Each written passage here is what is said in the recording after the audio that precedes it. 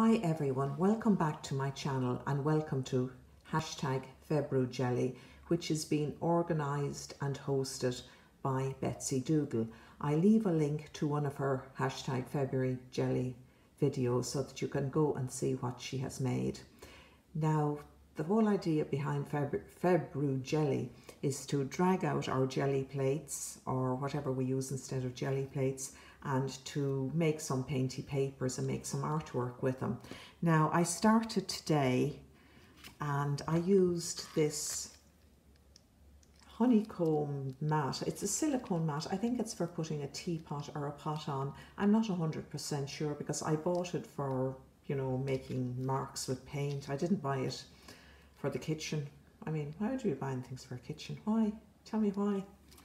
I also used a roundy top and this little gadget here, which is the top of a bleach bottle. So it's one ring inside the other, and I found that this made great marks on the jelly plate.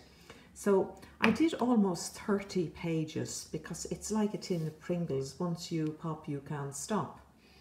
And I divided them into the ones I don't like and that'll need more work, and the ones then, number two, the ones I like but they need a bit more work or that I'll be using for other things, and then the ones I really like. So I'll just do a quick run through of them because paint splodges are not of interest to absolutely everyone. I understand that.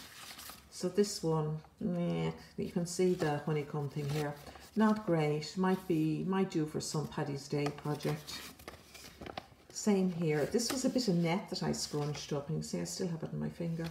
And I have washed and scrubbed, but I still have paint all over me. Kind of interesting. There again, Paddy's Day project maybe. Then some people might like this. You can just see a faint prints of the tub lid and the honeycomb. And this thing, I think I was just I sprayed water on the jelly plate and just tried to dry it off with a sheet of paper. There again, once that's maybe stamped lightly and die cut into flowers, it will look great. It'll look a lot better. Some of them have stuff in the back that I've done already, so I can always use that. Nothing goes to waste. Now, the next lot, the lot I like, but they're kind of half and half about, and they need some work. Now, the reason I have so many yellows and oranges, now I should have done gold, I even have red, is I wanted to make a cheerfulness journal for somebody I know who's been very sick and has had a horrific time recently.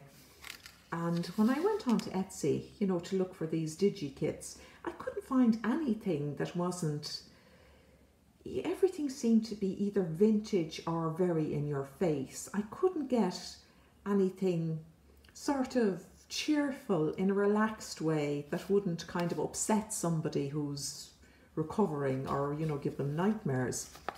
So I'm going to have to make my own embellishments and stuff for the journal. I'll let you know how I got on. There again, that's the honeycomb. There you can see the circle. Same again, that was red and orange. God alone knows what that was.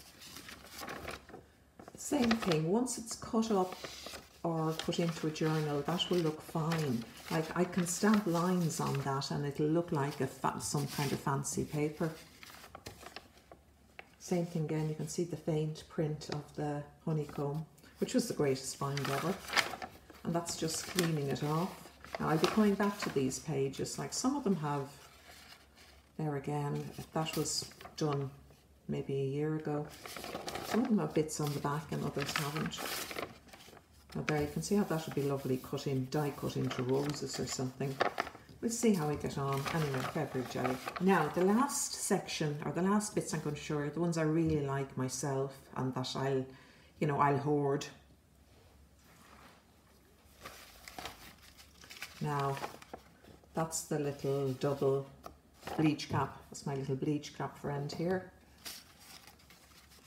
And I mean, I think that is such a retro page that it's given me the 60s vibes. Same there. I mean, you couldn't, and that is something else in the back with a little bit of gold on it. So acceptable to everybody. Now, there you are. That's like that reminds me of the setting sun.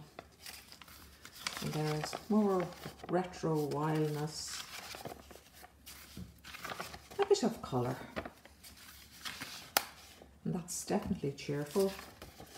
Another thing you can see, I did the bleach cap in an S kind of shape over my little honeycomb.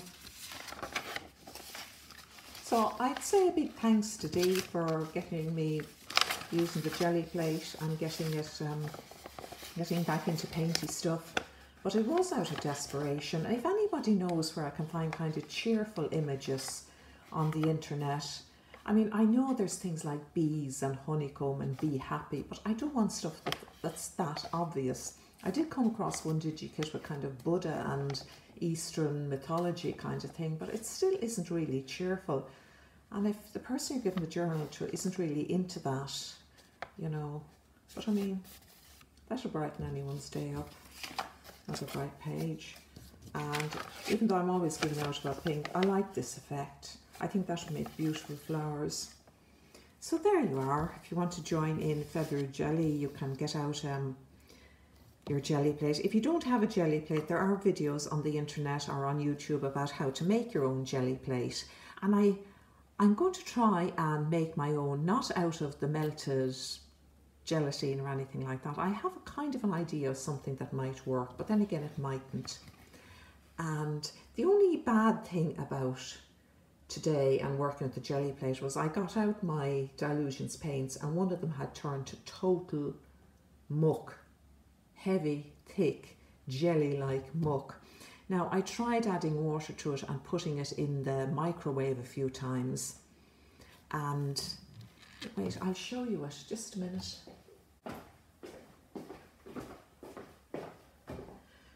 There it is. Sorry about the disappearance. I'll try and edit it and cut it out. But as you can see here, it's gone into mud or muck. And it was worse. But adding hot water to it and putting it in the microwave for, I did it for 10 minutes, or not 10 minutes, 10 seconds. Took it out, stirred it, put it in for 15 seconds, took it out, stirred it, etc., etc. And put it in for another 10 seconds. And after that, I was afraid I might set the microwave on fire, which I have done before with a craft project. But I mean, you got to use what's to hand, haven't you? So there we are. I could use it maybe with a brush, with a stiff brush for some kind of project, but for putting on the Gelli plate, it's not suitable. And I won't be buying these Dilutions anymore because I've heard so many complaints about them. They're expensive. They will be hard to get now. I won't go into the reasons why stuff like this will be very hard for those of us here in Ireland to get, but I leave it to your imagination. So it'll be the ordinary paints from the local stationery I'll be using in future once the Dilutions run out. Now, I know I wasn't on YouTube last week. I wasn't in great form. But I'm still keeping going with the stitching, and what I'm doing at the moment is some crazy quilting. I'm trying to make some crazy, well, not crazy quilting, more crazy patchwork, and I'm making some bags for an online charity auction. So that's the start, that's the centre panel, and these are all the panels I've added around it. I will be adding lace and maybe a bit of stitching to it. Now, I don't know whether the stitching will be by hand or by machine, because I did get my new sewing machine about 2 weeks ago, which is working beautifully, touch wood, and thanks be to God. But there you are. I hope to be doing a few of these patchwork bags. You can see what it looks like from behind. It's quite neat, but yes, I know it's pink, but other people like pink, and I'm making, when you're not making for yourself, you can use what you like. So I'll be adding appliques like this fellow here.